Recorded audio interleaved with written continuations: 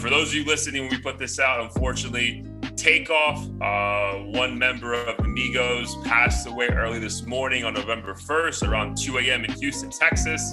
Some videos are circulating. I'm sure more information will come out. So again, we don't want to be too loose with the information we shared just yet, because again, that's not respectful to what we're trying to do here. But from what we heard thus far, and obviously Blair, chime in from if you heard something else, but it seems that it was a dice game gone wrong. They were outside a bowling alley. I want to say like around 20 people just playing dice or observing it, and just like it just seems hanging out. And I guess Quavo got into a ruckus, and it's allegedly someone in Quavo and Takeoff's camp started shooting in the air, or just shooting in general to kind of like scare the other group away that was kind of being aggressive with Quavo. And then one of those stray bullets hit Takeoff, and he like died instantly, man. So that's shocking in itself. I was also fucking shocked. Again, he could have been 55. This shit would still be tragic. But the fact, bro, that he was 28 years old, really, just like made me stop. I was like, yo, this dude was so fucking young. Mm-hmm. And then you start thinking about, and we'll get into that in a minute, but like the impact he had with that group. Dude, Migos have been around for a good fucking 10, 12 years. Yeah. That means this dude was like 16. You know what I mean? And it just didn't, I don't know, for me, it just didn't resonate, bro. I literally thought he was older than us, like by a lot. Right. So that was crazy to me, bro. But yeah, how did you, obviously, I know I woke your ass up to that, but like, as you started taking in all the information, how did like, what started coming to your mind? Yeah, I mean, immediately, I think like everyone else who's within the hip hop community or enamored by it, I was just like, again. And obviously, I assumed it was because of gun violence. I wasn't aware until later that it was an accident. Not that, it makes it any better or worse. I think it actually might make it, at least for me, a bit worse, because it's like, this wasn't even intended for you to begin with. So like, it's kind of worse like as in like, more like, it makes it more tragic for you? I feel like it feels more tragic because if someone intentionally wanted to do this, obviously it'd be just as horrible, but I think it's almost like the universe didn't mean for this to happen when it's an accident as well, and I don't know, I just almost feel like powerless at this point. Not that I had power to change stuff like this, but what do we really say other than like stay home and don't go out if you're a rapper, more so a street rapper.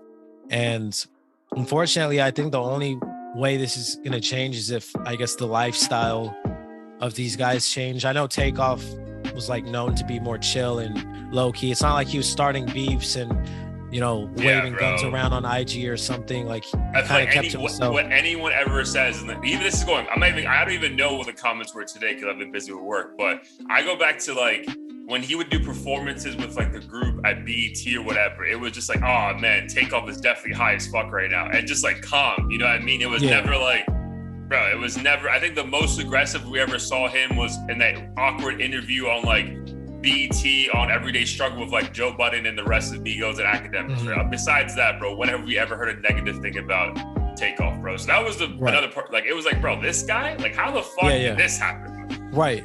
And that's what I'm saying. It's like, to go back to like whether, the accident makes it worse. It's like, he's literally minding his business, not doing a thing. And then it's like, he's the one that goes. And it just feels so worse. Like with the other situations, I know, not to say that any of them are deserving, but people would kind of analyze, what they could have done better. And it seems like in this situation, it's like nothing. Like he was just playing dice and minding his fucking business.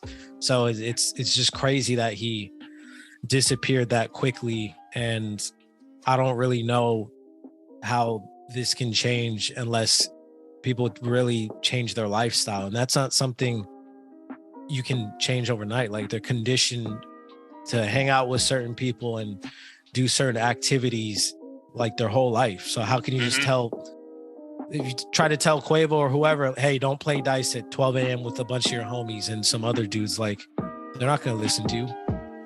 Yeah, that's the weird thing though, bro. Like, why was there, so like, we don't really need to try to dissect this, but like, I feel like what was strange for me is like, why are you playing dice at 2 a.m. with like randoms? You know what I mean? Like, I feel like every time I see people playing dice in the hood or like friends of mine or family of mine, it's always like 5 dudes who know each other very well. You know what I mean? Like even if a scuffle broke out, it would never get to like more than like, bro, like get the fuck out of here. Like, you're cheating, as opposed to like, no, I'm gonna fucking kill you. You know what I mean? Like that, I was like, bro, like why? That was when it came to mind. I was like, bro, like how do you even get into an argument over dice at 2 a.m.? Like, shouldn't those people be your friends as well? And again, I don't know if they were just fucking playing dice at a very expensive location and then like more people rolled up because they were enamored by it. But yeah, I guess, but yeah, what do you do, bro? Like, what do you do? And then it's almost like, I think someone posted the amount of people that have died in the last 4 years in hip hop is appalling, right? And we're not even talking about the super famous people. But then it's like, who do you go to ask for help when, like, similar to the Ye conversation, right? When the people who are killing these artists look just like these artists. You know what I mean? This isn't like some other community coming in and taking these artists out. It's literally just hate and envy. Again, this situation's set aside because, again, this is clearly an accident from what we've seen thus far. But it's still someone who, like, it was your own people. So, like, at what point, like, who are we going to ask for help? Like, I appreciate the thing I sent you by, I think, Lakeith Steinfeld posted something. It's like, yo, like, I get what he's trying to say, but bro, like, if black people and minorities and brown people aren't even going to respect themselves, like, I don't know what else to fucking do. You know what I mean? Like, what else do you fucking do? Like, do you literally just go away? Like, you literally just become like a virtual artist and like, yo, I'm never going outside. Like, I'm only going to be in my house, or if you want to go see me, yo, come out to Dubai and India and I'll perform for you there. Like, it just seems like so fucking terrifying to be an artist this day and age where, like, bro, you're probably not going to make it past 35. Like, if your music has relatively any kind of violence in it, you're not going to make it past 35.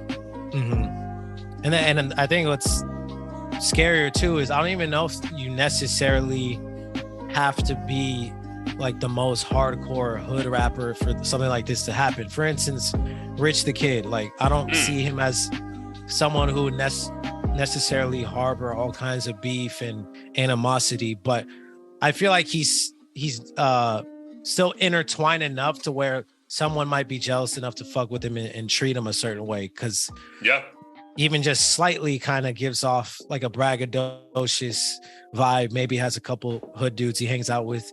So I think, like, again, I always bring up the example of like Jaden Smith or Logic, but I feel like unless you're just like very detached from it, like that aspect of the culture, like, you could just be at the wrong place and wrong time and somebody will want to do something to you, unfortunately. And that's what's sad about it. Yeah, like Kodak getting shot at a fucking Justin Bieber party.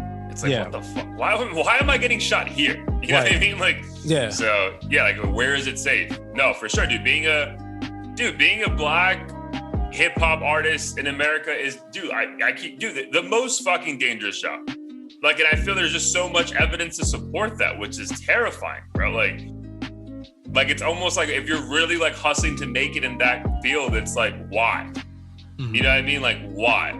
Obviously, again, to your point, you said like the content you put out, like, there are like karma effects of the shit you're talking about, right? Like, it's gonna come to fruition, but even then, bro, you're like, come on, man, like, it just seems senseless, bro. And again, these guys are getting younger and younger, bro. Like, I thought P&B it is tragic. P&B, but him being 30, 31, you're like, fuck, bro, that guy was a kid.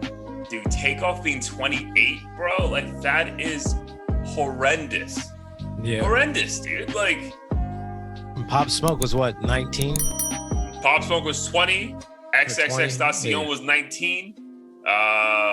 Bro, Nipsey 33. Like, bro, these are people you would hope like aren't even past like what, a third of their life. You know what I mean? And like, it's just taken away like that. Like, bro, it's just yeah, dude, it's tragic, bro. And I was talking to Chris Kane actually today about this, and it's like, bro, it's not even like it's every other month. This shit is like weekly.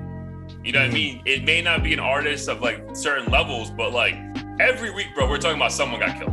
Right. And it's just like, bro, like, like, it's almost like, again, like, who do we even go to for help? Because like, if there even is like still like a hip hop police, like they said there was back in the 90s and early 2000s, like, bro, like they don't even need that anymore, bro, because these dudes are just exterminating themselves. Right. You know what I mean? They're like, bro, like if this really is a problem for society, they're like, bro, like they're gonna take care of themselves because they just keep doing that, and that's fucking tragic, bro.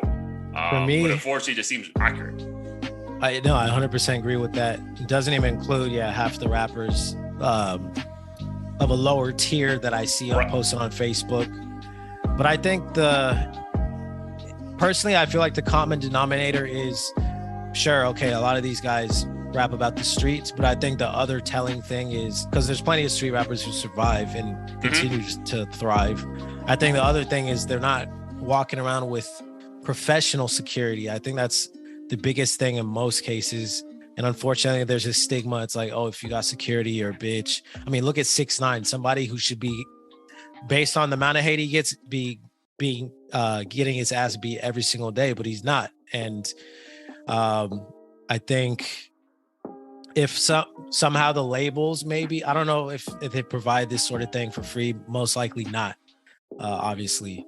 So I think if they were able to have some sort of fun to, especially their largest artists, because they're most known in the public, have some sort of complimentary like security type of service or something that will entice them to actually utilize it. Sure. Maybe they don't want to spend money on it, and maybe that could be a factor. But I feel like if a security or if an officer of some sort was in this situation with Offset, let's say, maybe he could have chimed in and handled the dude who was talking reckless to Quavo or whatever, as opposed to a homie with a gun with a temper tantrum, just popping off and then killing people. Like, let me be the hero right now for my boy. Right. It's like, bro, no, bro. Yeah. Like, don't do that. Yeah. No, I 100% agree, dude. Yeah, dude, I think what also I was thinking about throughout the day, and like, again, we've experienced this firsthand with like losing loved ones recently, but like you get sad and like, we'll when the time is right, we'll chop up and look at and dissect the because thankfully they had a recent interview, Quavo and Takeoff on Drink Champs, where like it was cool to see like Nori and DJ EFN give them their flowers, which is phenomenal, bro. Honestly, like it'd be, and I might even ask a side note, I might even ask my boy who has a podcast with DJ EFN, because on that platform, like it's never just like us. The two of it's never Nori and DJ EFN just talking to each other. It's always a guest, right? But bro, they've had that show for 5 years. If you go through their guest lineup and the amount of people who are no longer here because of gun violence, that's also terrifying. Like, bro, that is terrifying. So that's like a side note. Yeah. That's I gotta ask my boy about that, because in some kind of setting that has to fuck with you too, bro. It's just like, but. It was cool that Takeoff and Quavo got their flowers in that setting. But what it made me think about, bro, is like, I know in moments of that interview, they were talking about that Migos is like no longer, it never could be. And that shit breaks my heart, because again, now that you know these guys are all 26, 27, 28-year-olds, right? Fuck, dude, what could have happened in 4 years if they all got back together with Offset, and like what the future could have been? You know what I mean? And it just sucks that like shit like this will never get the happy ending it probably deserves. Yeah. And it's also like a reminder of like, bro, like unless someone does you super, super dirty, and it seems like a lot of the beef they had, from what it appears, I mean, we're not in it, but like had to do more with like clout and money. But unless someone does you fucking wrong, yeah, it feels like you should always try to like mend those bridges, bro, because yeah, we keep getting more and more examples how life is just so short, bro. Mm-hmm. So like the idea of like, all right, bro, we'll talk, sit down eventually. Nah, bro. Like I feel like even more than ever, bro. Like if you love someone and you just like kind of like are just off by something, talk that shit out, because they may not be a fucking next whatever. You know what I mean? We may not be able to do a collab album in 10 years, and look, it's like, bro, we have today.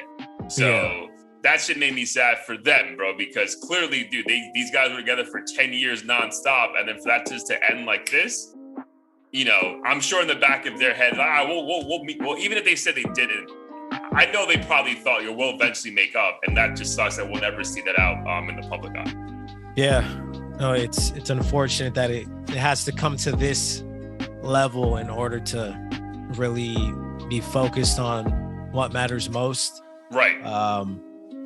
And I get it. I mean, it's really, I think it's just really hard for people to realize it until it happens to them. Like everyone knows that you could die at any moment. Like it's a fact. Yeah, dude, but until you wake up to that text from that person you really fuck with, you're like, oh shit. Yeah. Yep. So, I mean, hopefully at least one person on the planet can use this as a teaching moment to be grateful for those around them and mend any problems that really aren't that serious to begin with. But yeah, it is unfortunate that the timing kind of panned out this way where, you know, they're kind of broken up. People are picking sides and this and that. And then all of a sudden one of them's not even here to. And dude, so quickly after that album dropped too, bro. The album just dropped like, I think 2 weeks ago. Like the Quavo, the Migos album without Offset. Yeah. Yo, your thoughts on this aspect of it too, bro? Like, think about the OGs who did make it, right? And who were actually out here slinging drugs and getting into like, dude, the Jay-Z's, the Nas's. Bro, like, these dudes literally, like, paved the way for these artists.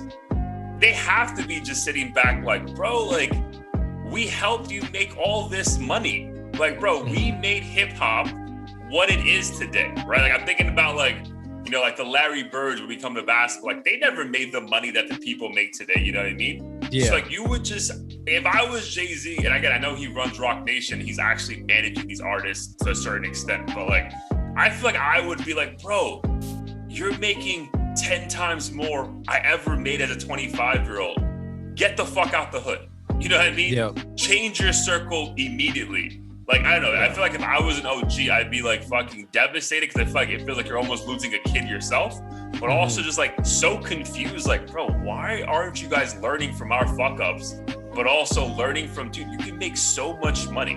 Like, if you're going to treat this as a career, like, why would you want to fuck this up with trying to be hood? Like, right.